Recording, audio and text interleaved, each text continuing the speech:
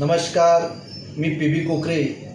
प्रथमतः मी आपणास सांगू इच्छितो, माझा कोणत्याही राजकीय पक्षाशी लेणं देणं नाही आणि लांबचा सुद्धा संबंध नाही.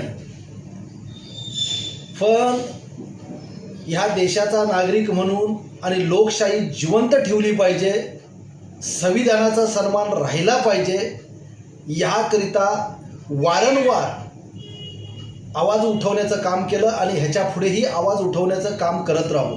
कालच एक राहुल गांधी यांनी सर्वांच्या समोर निवडणूक आयोगाने कशा पद्धतीने मतदानाची चोरी केली आणि त्या चोरीतून सर्वसामान्य मतदान करणाऱ्या नागरिकांच्या तोंडाला कशी पानं पुसण्याचं काम केलं ते दाखवून दिलं.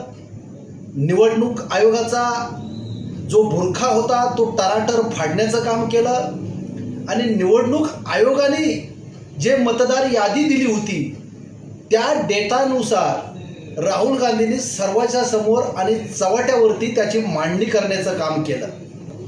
राहुल गांधी यांनी निवडणूक आयोगावरती ताशारे ओढले, त्यांची चोरी पकडली, त्यांना प्रश्न उपस्थित केला.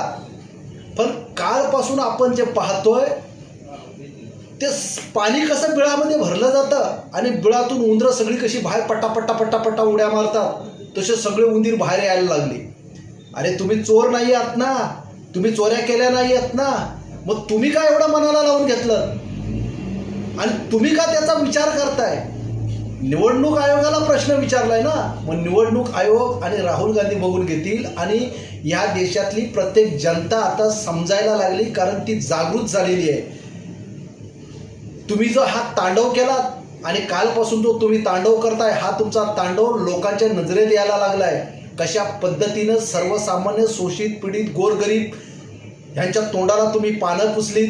सर्वसामान्याची गोरगरिबांची पोरं विधिमंडळात गेली नाही पाहिजे, विधानसभेत गेली नाही पाहिजे, ह्याकरिता तुमच्या उमेदवाराच्या माध्यमातून ह्या मतदानावरती तुम्ही डल्ला मारण्याचं काम केलं आणि चोऱ्या करून तुमचे उमेदवार निवडून आणण्याचं काम केलं. जर तुमच्यात हिंमत असेल ना तर सर्वांना राजीनामा द्यायला लावा आणि पुन्हा निवडणुका लावा. तुमच्यात हिंमत आहे ना, तुम्ही म्हणताय ना तुम्ही चोऱ्या केलेल्या नाही, तर राजीनामा द्यायला लावा आणि पुन्हा निवडणुका लावा.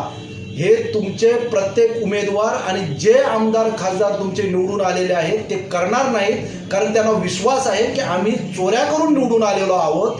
जर राजीनामा दिला आणि पुन्हा जर आम्ही निवडणुकीला समोर गेलो तर आम्हाच्या तोंडाला काळं पासण्याचं जनता काम करणार आहे आणि आम्ही कदापि सत्तेत बसू शकत नाही हे माहिती असल्यामुळे हे तुम्ही करणार नाही.